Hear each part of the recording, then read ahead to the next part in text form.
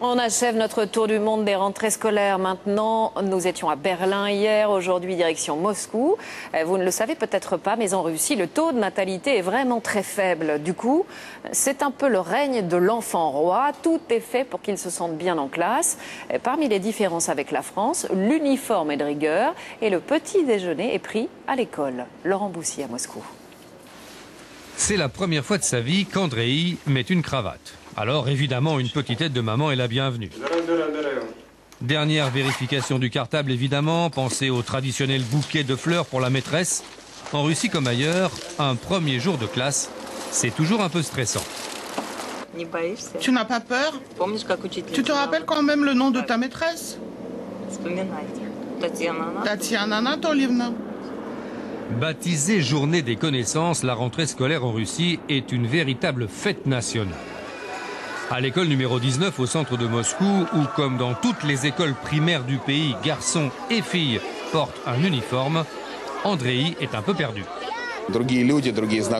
Il ne connaît personne et même s'il est très sociable, ça l'intimide beaucoup. Cette année, 1 400 000 petits Russes âgés de 6 ans ont fait leur entrée dans le milieu scolaire. Hymne national et discours de bienvenue en présence des parents, la cérémonie d'accueil est là pour leur rappeler l'importance de ce jour. Enfin, on est dans notre classe. Mais à peine le temps de s'installer et de faire connaissance avec leur nouvel environnement, qu'Andrei et ses camarades découvrent une des spécificités de l'école russe. Le petit déjeuner gratuit pour toutes les classes du primaire.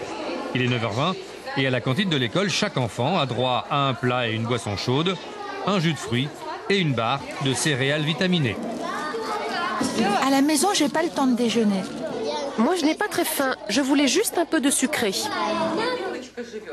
Maths, russe, musique, sciences de la vie, éducation physique. Pendant leurs 4 années de primaire, les petits Russes vont être l'objet de toutes les attentions.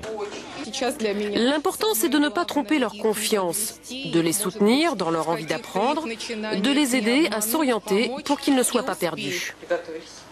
4 leçons de 45 minutes chaque matin. En Russie, l'école primaire s'arrête tous les jours à 12h30. Tous les jours, sauf le jour de la rentrée.